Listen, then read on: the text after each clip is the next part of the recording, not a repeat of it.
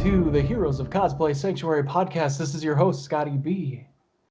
Darth Nihilus, Mr. Sinister, Rorschach, Jet from Cowboy Bebop, Cornelius from Planet of the Apes, and of course, the X-Men's Beast. He's been featured in Otaku Magazine, Cosplay Culture Magazine, on Cosplayers Getting Coffee, has been the featured cosplayer at events like Garden State Comic Fest, and named for one of the flyest cosplays at the New York Comic Con. An inspiration much like the Beast himself, and also a gentleman and a scholar. Telling you to rise up and geek on, please welcome Joe The Beast McCoy to the show. Thank you, sir. It's an honor to be here. Yes, and I will be honest with the audience. We did have some technical issues the first time around. This is round 2. Yeah. So I enjoyed everything that we talked about last time, and I really I hope to set everything right talking to you, sir, this time around. And of course I've learned a little bit more, and I've had some more time to check in with you just over the last month or so. But we can go back to day one, to your origins and what led you into cosplay. Sure, we man. see you in 2016 as the Beast. It's a great moment in Instagram. You sit down with an issue of GQ and you dressed up, and this was right around Comic-Con Atlantic City that year.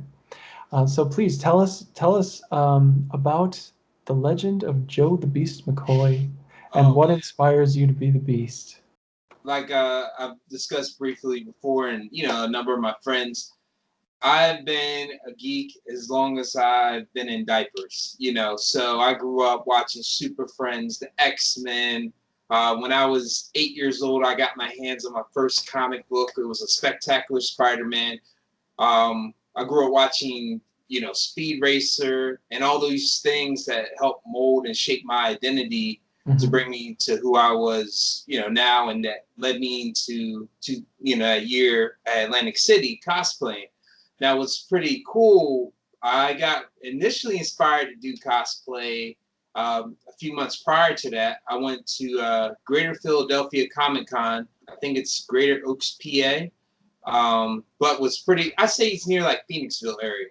And what's great, I went there. First time I saw cosplayers, I was just blown away by the stuff that these awesome artists were doing, and I was like, "Wow, this is phenomenal." And I got to meet Ray Park. I got to meet I spoke to a couple of people that were Power Rangers, and I was just in awe of this. So when I had opportunity, following, I want to say a couple months after that, to go to Comic-Cons, I was determined to cosplay, but I was like, okay, first and foremost, I want to do somebody unique. I don't want to be one of the next 100 people that do one particular trendy thing or whatever. I wanted to set myself apart, and I thought to myself, okay, Justice League's my favorite DC team, but my favorite Marvel team has always been the X-Men. So I was like, who can I do? I was like, okay, I don't want to blow a $1,000,000,000 because I'm just starting this out. So I was like, okay, I got a lot of suits. I got good size on me. Who could I think of? And I was like, Beast. Beast is the one guy.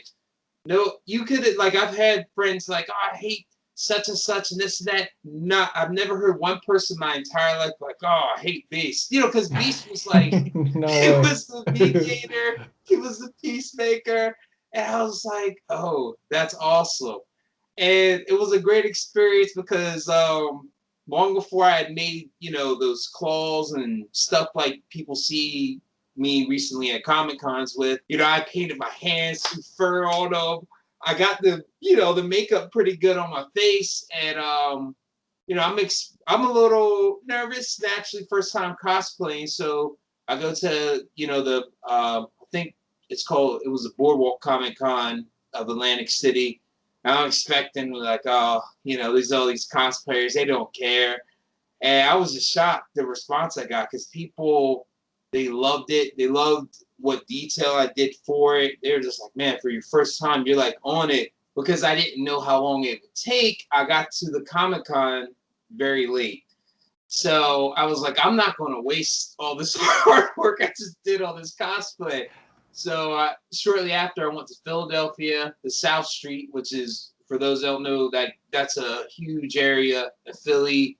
You know, you got a lot of great food, great shops and stuff along there. But they have this cool comic book shop called, I think it's, don't quote, I could be wrong, this Atomic Comics, I think. And I was like, okay, we're going to just walk to the comic book shop. And no lie, as I'm walking down there, you know, people are yelling at me from their stores, and it's like, go Beast, and people are high-fiving. You know, it's just like, this is the greatest feeling ever. And, you know, I can remember going to that comic book shop buying comics as Beast, and people just, they loved it. And I was just hooked. And the thing that topped off my day, I mean, after people were taking pictures of me in the street and stuff, this father came across the street with his little girl. And he told his little girl couldn't have been no more than 6 or 7 at the most. And she was just like in love with, you know, the X-Men and stuff. And the dad asked if he could take a picture of me. I was just like, oh my gosh, that was amazing. And so I just knew, I was like, okay, this is meant to be. I'm meant for this cosplay life. And it really is great. I mean, to get all that response from everybody for picking somebody like the Beast, because yeah, you're right. It's not something that we see very much. Um, I was thinking about that, and it must have taken a long time to get the makeup off. Like I can't even imagine how the blue must like it kind of stays there. Like I've been the Scarecrow in a musical, and Oh that man. was about as much paint as I put on myself, and that took forever to get off. I can just imagine trying to get it all off of your hands and everything. There's pretty good tales of me if you find some of my fellow cosplay friends I'm close to. You know, I've gotten it down to a science where, like, if I'm in New York or somewhere, I can go to a restaurant bathroom, knock out 30 minutes. But when my first time I got it off, it took me just as long as it did to put it on to get it off. I guess my skin built up like some sort of thing to it, because now I can just get it off pretty quickly. But yeah, that first time, Atlantic City, and a couple times after that, it took like over an hour. But then in time, you know, I kind of got it down pat. Okay, wipe, take off, boom, boom. And nothing beats, though, after Comic Cons over the years, doing Beast and going into some random restaurant bathroom that we're eating at and taking off your stuff. People are just like, what? What's going on? Oh, it's priceless, man. I love it. Oh, that's very cool. And speaking of priceless moments, being at cons and being able to meet some of those people, you did mention the Power Rangers, very cool. But you've also met some of the true legends of both the screen and of comic books. One that sticks out is LeVar Burton. I'm a big fan of LeVar, from everything he's done. I know him the most from, of course, Star Trek Next Generation. Oh, absolutely. But I know that we talked about him being in Reading Rainbow, and I watched it a little bit when I was growing up. I think I watched Mr. Rogers more. I Uh, respect that. I watched it a lot too. but It was so cool. it depends on how much time I actually got to sit down and watch. You know, if you could get enough, PBS time, you could get like the whole set of Oh Sesame yeah. Street and Mr. Rogers and Reading Rainbow, and sometimes I don't know, Zoobly Zoo was on back then too. Oh yeah. But for everything that he's done, I mean, from acting to directing, and at a very young age, had really already been accomplished by the time he'd gotten on to Star Trek Next Generation. He's one of your inspirations as well. Um, could you tell us about other people besides LeVar, who inspires you, and who is someone that you'd really like to be able to see at a con when So they I. when we get them back, of course. Oh yeah, yeah, We yeah. still it's still yeah, it's a month's gone by. We're still in COVID, but It's yeah. Speaking of which, we're all going through like Comic Con withdrawal. Like, I need a con. Real life sucks right now. yes, DC fandom is cool, but it's not Oh, the it's same. not the It's same. not the same. But yeah. So meeting LeVar was just amazing. Real gentleman, very articulate, and I mean, just such a great, well-seasoned actor. It was refreshing to chat with them. Some other people that I found very refreshing and inspiring. as many people know, I'm a huge Cowboy Bebop fan. As my favorite anime of the 90s. And I had the privilege of meeting Steve Bloom, and that was pretty amazing. And I was cosplayed as my casino jet, and he was just like, whoa, because again, like, he said, I don't, see too many versions of that particular jet. And so he was really cool guy. And I want to say some other individuals I've met at cons. Great gentleman was Michael Coulter. The guy that played Luke Cage. And what was pretty hilarious to me was, I'm a big guy. I'm a little over 6 foot, around like 6'1", 6'2". This guy is up there. And I was like, whoa, he's pretty tall. And it was just funny, like when we were taking a picture together, he's leaning back and, we had a good laugh when we were talking about Marvel stuff. One person that I hope to meet one day, my favorite comic book artist of all time, Alex Ross. Alex Ross. Yep. Oh, man. Like, I remember, like, yesterday when I was a kid, when Kingdom Come came out, like, my jaw dropped. I'd never seen anyone illustrate superheroes like that. And ever since I was a kid, his art has done, like, so much for me. So I hope to meet him. I came this close to meeting Jim Lee. Hopefully next time I'll get to actually meet him. I met Mr. Todd McFarlane. Amazing man, like really great guy. So humble. Yeah, I really enjoy his Instagram. Just watching everything that he's just how he draws, what he talks about. Super fun. That'd be awesome to meet him. That'd be crazy. He's cool, man. Really cool. The person that blew me away, and I mean, this is possibly like one of the greatest moments of my life, maybe top 10 for me. When I met DMC of Run DMC. Yeah. And not only was he an amazing guy, but he is one of the biggest geeks in the world. And that blew me away. I had the honor and privilege of sitting in on this thing he was doing. He was talking to a crowd of us. There's probably like a couple hundred people in this really amazing comic book shop. It's called Amalgam Comics. It's in Philadelphia, historic also.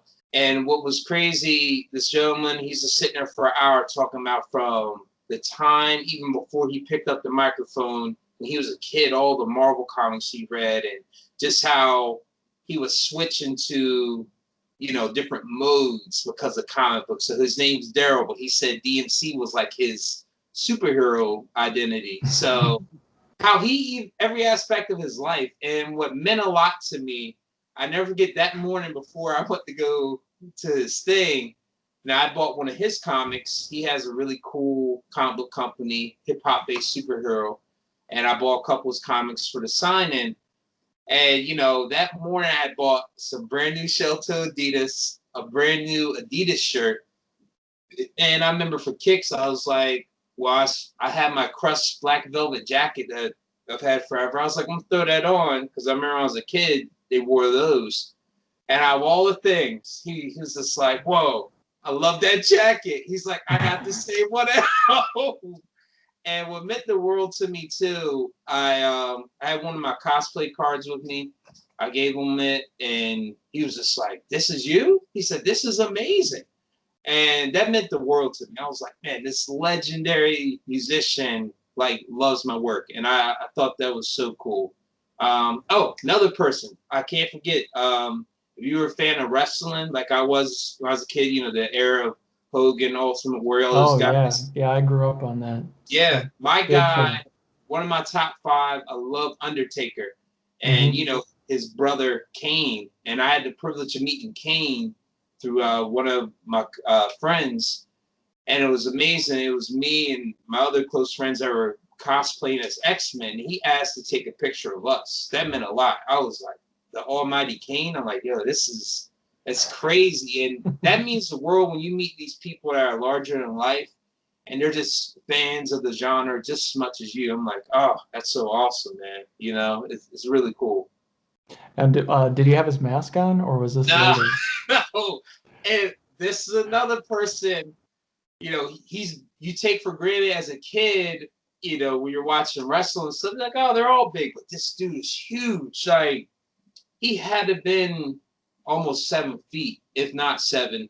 And, you know, I had like bear claw hands. This man, it was like a baseball glove. Like, he was just massive. And I was just like, wow, you didn't need a mask. You knew who he was because he towered over everybody. But great guy, so humble. And, you know, he chatted with me and my friends for a little bit. So that was a really wonderful experience. Oh wow, yeah. I mean, there was an era where I probably would have done anything to meet like the Undertaker, Uh, Kane, Mankind, The Rock, Stone oh, Cold Steve yeah. Austin, all of that. Like there was just like 2001 was for me like the golden age of everything that was going on in wrestling. It was just Yeah. so much fun. It was so cool, and yeah, just you just go bonkers when you see, you know, somebody that you've grown up with, or you know that you've seen every Monday night Yeah. on TV, Night and home. they're right there. It's good Uh, times, man. so you are known as the Mixed Marvel, Yes. and this is a title that has significant meaning to you, and it's actually it's a very interesting backstory. Would you like to tell us about how you became known as the Mixed Marvel? Sure. So when I started my YouTube name, or my YouTube channel, I should say, All Comics Access, obviously, while I'm known as Joe the Beast McCoy as my cosplay name, I wanted to dime myself with something that was unique that would define me as well. As you know, and as some of my other friends know, I know I'm from a mixed background. So, you know, my mother's Caucasian, my father is African American, my great grandfather, you know, he was from Greece. And even on my dad's side, I had a great grandmother that was Native American. So, you know, as I've gotten older and, you know, become who I am today, it's all because of those various cultures that have made me what I am. So I feel like it's the best thing to do to truly embrace my roots. And I figured the mixed marvel was a good way to go about it. So that's why, you know, I love that name that I came up with and kind of hone in on that. I think it's great. And I know I think the first thing that came to my mind was it was just clever, but when you get to understand like where it comes from and everything like that, it's really cool and it resonates a lot. Like I just think it's just it's a really descriptive and meaningful way to tie everything together. Thank you, man. Thank you. And your your YouTube channel also does a very good job of tying everything together. All Comics Access is it's a great channel. I love what you do with it. I love the videos, and I'm always checking on my phone to see if there's a new one. I mean, I always do. I'm like, did Joe come out with a new video Yeah. today? Because there are a couple people. Abby, you wouldn't know who she is at all. A couple of years ago, she had a YouTube channel, and she just kind of stopped. She'd do these like vlogs, and Oh, man. she was so funny. She was just like it would just be like her in her apartment talking, but she has kind of a knack for stand up, even though she's a singer. And she went into music and started recording, and she kind of abandoned her YouTube channel. Okay. And so I hope you don't No, no, is what sir. I'm saying. Like I really appreciate all the work that you put into it, the editing, the costuming, the time that you spend. You're very careful and you choose your words and your themes with a lot of style and dynamicism. See, these are all the things. See, this is why you go back and do it one more time because you miss all of these great these great Thank things. you, You're like, I man. wish I would have said all of this the first time. Oh, it's Uh, okay. but Practice makes perfect, you know? so, what inspired you to start your YouTube channel, and what would you like to share about what you do to continue to create content on YouTube? So, I definitely would say the times we're in, excuse me, motivated me to definitely do that. When the quarantine, the pandemic and stuff hit, a part of me is like, man, you have to do something to not just motivate myself, but motivate others. And it's like the world of geekdom. That's the one thing I'm truly passionate about. Like I said earlier, been collecting comic books ever since I could read. I've been watching anime as long as time has went on, you know, and like you see, you know, my setup in the back, you know, I'm decorating with more statues and stuff. It's kind of a new setting for future videos I'm gonna have. Yeah, it looks But these are, cool. thank you, man. So I like these are it. just things I got over the years. And what's pretty interesting, I was like, I want to inspire people. I want to remind people, like, hey, you know, comic books and cosplay and anime, all stuff, this is our escape. This is our break from life. We don't have to give up on it, even though we can't go to Comic Cons and do different things that are lame. We can still engulf ourselves in that world and find it refreshing. Because to this day, I pick up my brand new comic books every single Wednesday. Like clockwork. I read them, and it's just a reboost to my system. So I kind of want to bring that same energy to my channel. So, you know, I've done a couple different videos. I've done some cool little reviews. I've done, you know, things we can learn from certain comic book characters and how we apply it to real life.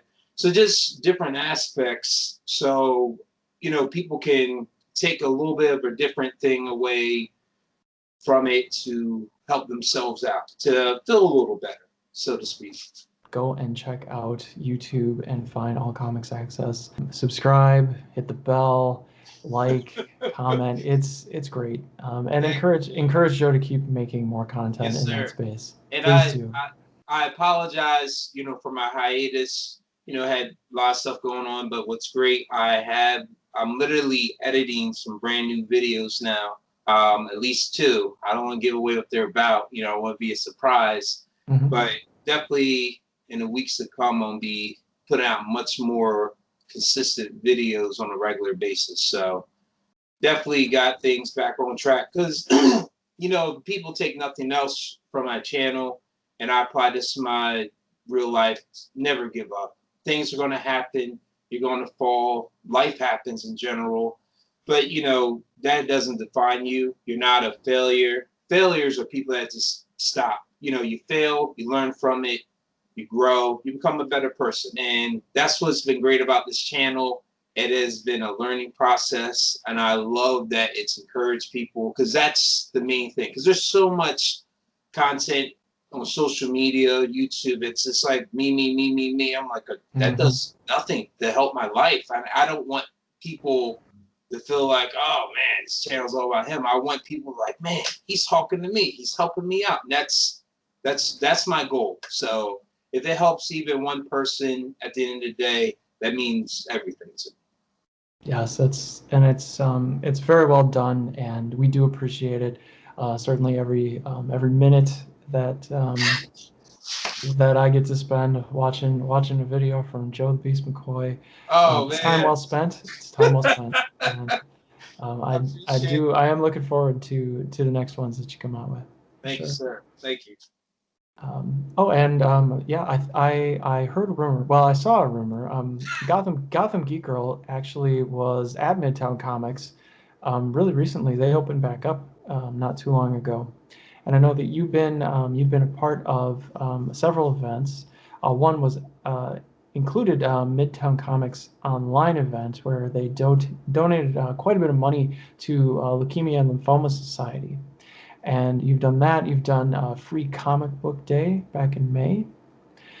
So if you wouldn't mind, just talking a little bit about being part of those events and working with charity and supporting these sort of, well, not sort of, but worthy community events. Just how you find them and how you become part of them, and just like how cosplay kind of interweaves with that.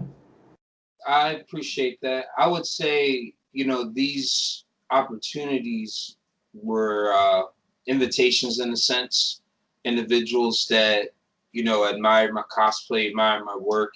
I try to be an outgoing person and initiate and make myself available to things because I'm a believer.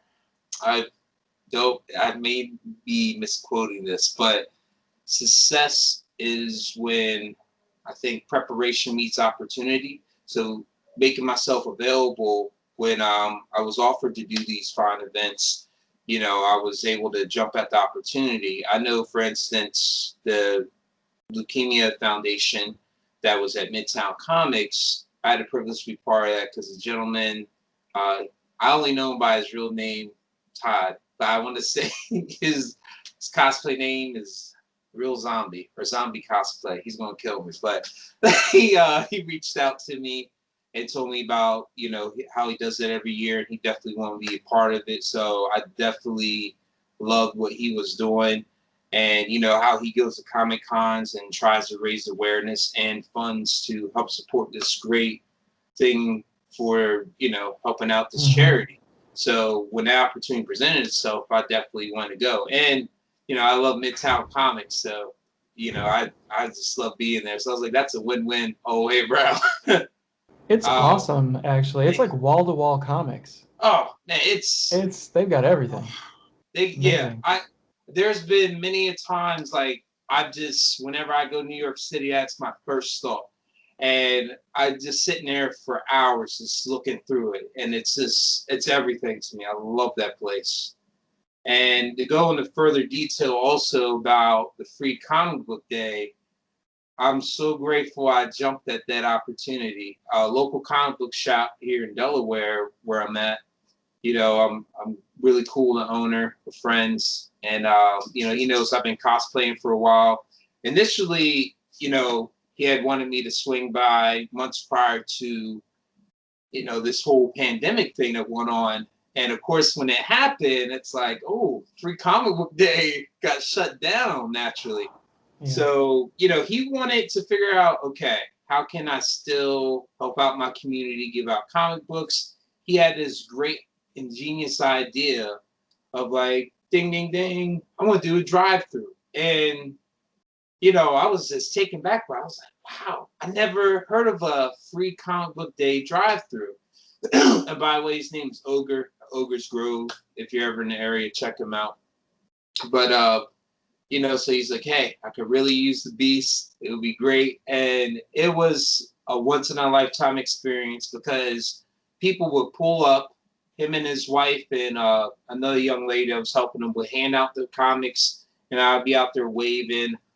The people would obviously stay in their cars, but I would say something to them from the sidewalk or from the porch, and the kids would just light up and stuff. And it was just like a surreal experience to be part of something that was so ingenious, so that was really cool to be part of that and support an awesome cause. And, because those little things like that inspire the next generation of comic book readers or cosplayers, just those little things. So, I always try to jump at things to help move that along and inspire, the younger generation.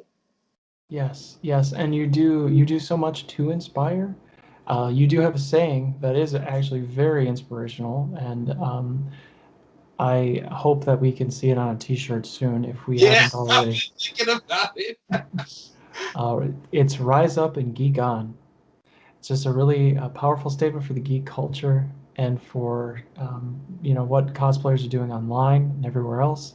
Would you like to talk about its importance and what we can do in the cosplay community to do just that, to rise up and geek on?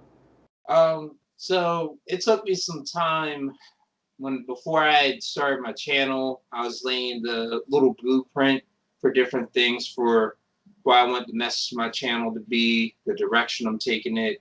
And to me, with just anything that's inspired me, there's always a catchphrase or a slogan. And I just thought, hey, why not do something simple, but yet something long lasting, that a reminder to me and other people to, not give up and keep, being strong. So Rise Up and Geek On just kind of came to mind.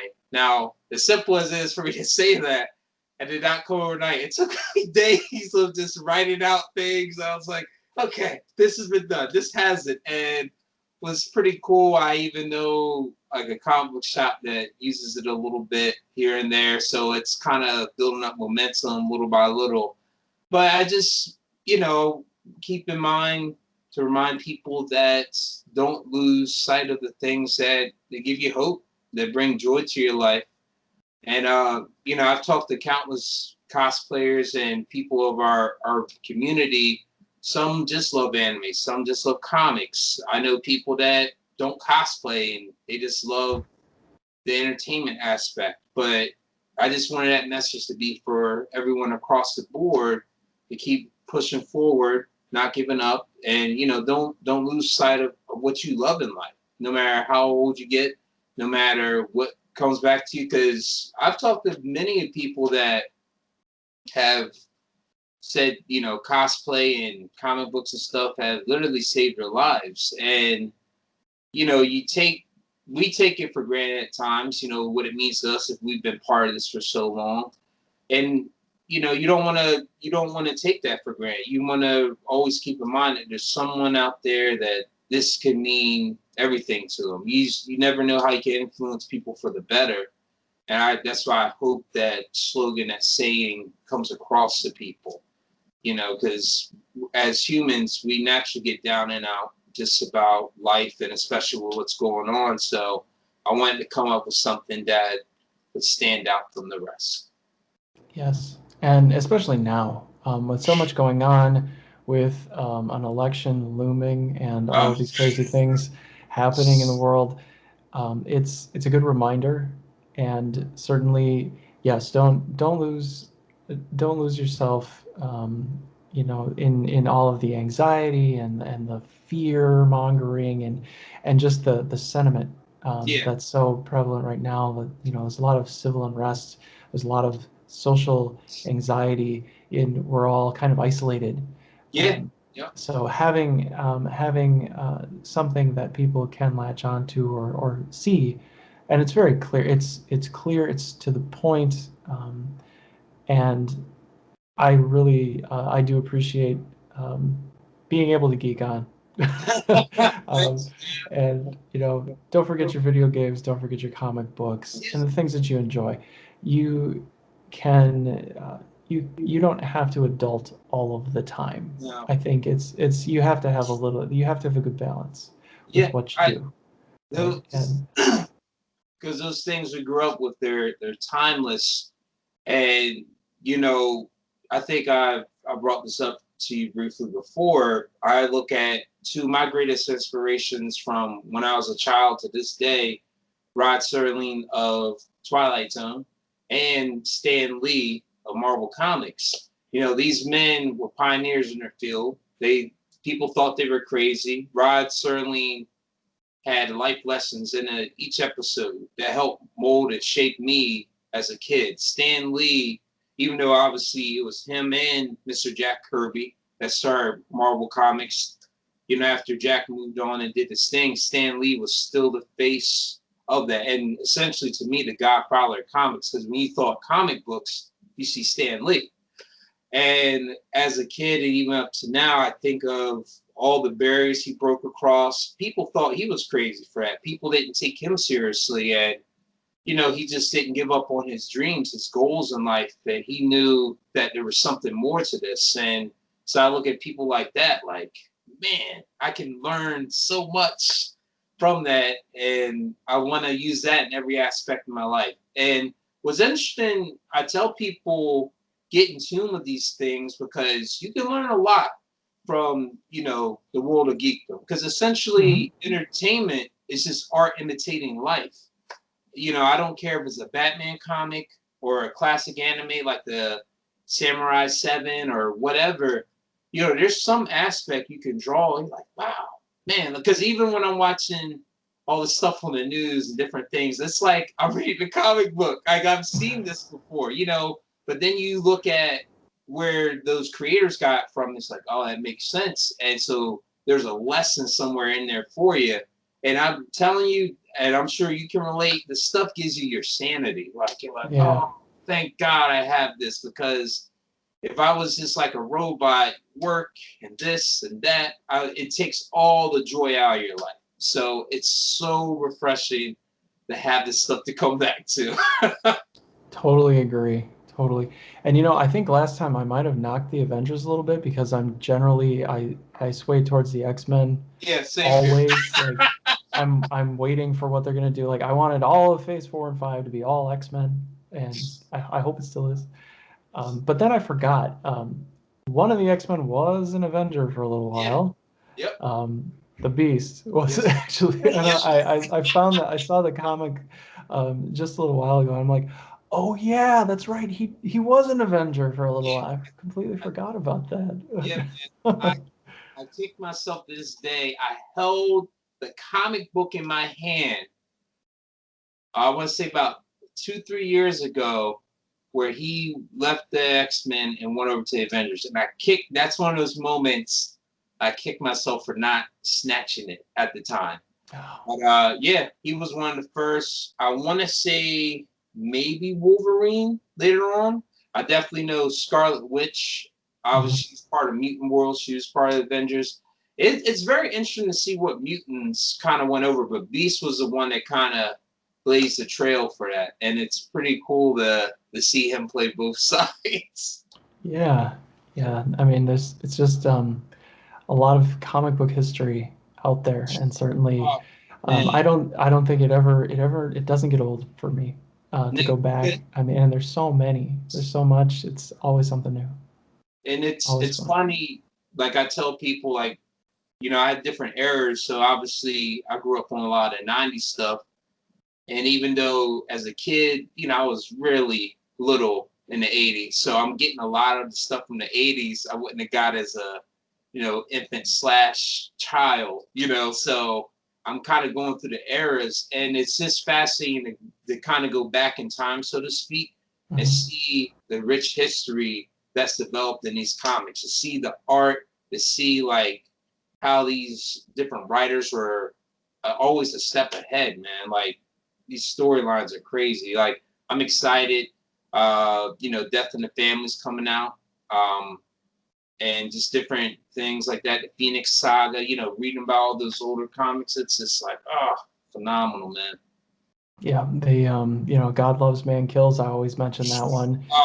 Inferno is one of my favorites for X-Men for sure. And I usually go back to the '80s. The '80s had a lot of just the '80s was crazy story arcs, Secret Wars, and just everything going on. But, yeah, the '80s was just like electrifying. So I'm like on a hunt, and to be honest, that's like half the fun. Like going to different comic book shops, and I always recommend to people even go to little antique places, places that sell random stuff, because I have found some really hidden gems. Like I had a recent post. I got some great Uncanny X-Men 2 key issues from the '80s, and not even at a comic book shop. It was some place that sells like nostalgic stuff, and I went digging through his things. I was like, oh man, these are awesome. So yeah, never put it past to check out places outside of comic book shops, but obviously support local comic book shops first and foremost, but always look for those other little places as well. yes, the out of the way, just collectors, little, they just have like knickknacks and things, and they're tucked away in little towns. Yeah, You find, I think I found like it was like a number 2 or number 3 Fantastic Four, just some crazy old comics just sitting there, and you're like, what? Yeah, I believe it. I believe it. Right next to some costume jewelry and some ancient Egyptian artifacts. It was a comic book. I'm hoping, it's gonna be a long shot like winning the lotto. I hope to go to some yard sale or some antique shop in the Midwest and find like Amazing Fantasy 15 or something crazy one day. Because you keep hunting, you'll find your that holy grail or whatever of comics that you've been striving for. Because that's like I said, half the fun's exploring, man. I literally was at a comic book shop 2 weeks ago. I was in there a little under 3 hours just looking through all these mountains of back issues. They had 60s, 70s, and 80s. And I was just like in heaven and looking at stuff. I'm like, whoa. Because you never know, man. And I'll just say I found some great stuff. It's awesome. So I have one final question for you, sir, before we wrap everything up here today. And it is, what do you feel that cosplay impacts within yourself? Wow. Oh, man. I would say for me, cosplay has been a great escape for me. And it means a lot to me, and it challenges me artistically too.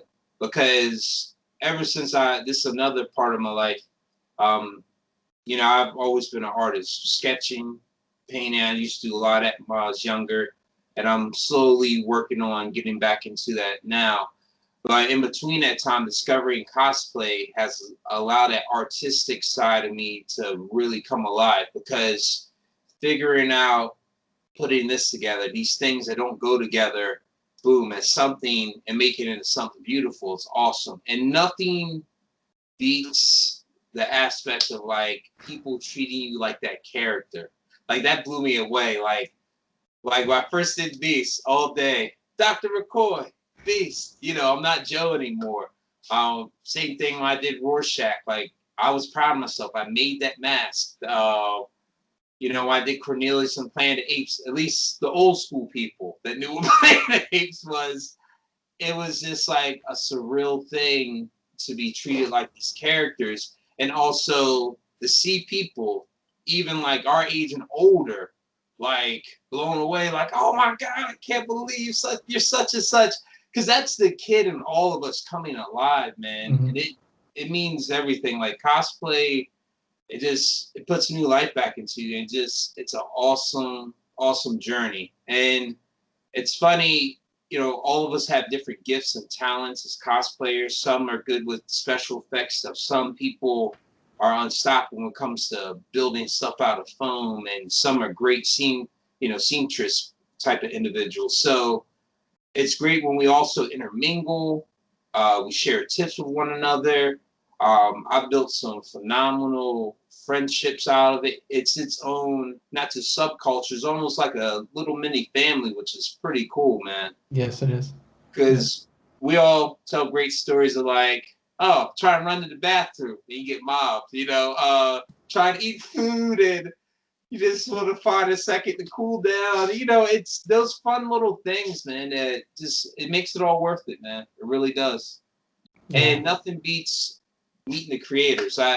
Another person, and probably the most inspirational to me, I meant to tell, I knew it was on the tip of my tongue, Mr. Chris Claremont. That was everything. Being dressed as the Beast, meeting Chris Claremont, and he was so cool. And the beautiful thing about his mindset, to this day, he has a strong sense of love for the X-Men. Like if you mention a character, he'll tell you on the spot, oh, hey, I thought of this great thing for Jean. I thought of this great thing for Hank. He truly loves what he did, and still does to this day. So that meant a lot to me, to meet the guy that changed the face of that whole genre of X-Men. So I was, and the fact like he loves what we're doing out here as cosplayers, it's just like, oh, that's beautiful.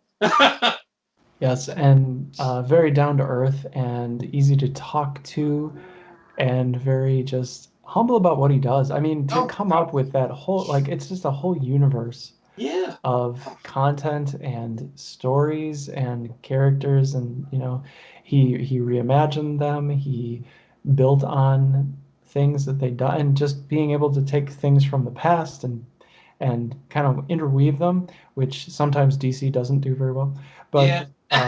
just keeping all the continuity intact, and then being available for everybody. That's just so cool.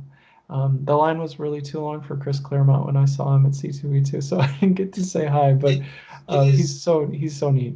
Yeah, it's very. I've had the privilege of meeting him twice, and one time was towards the end of a con. I went up to his table. What's funny, I don't know if you can see back here or zoom in later.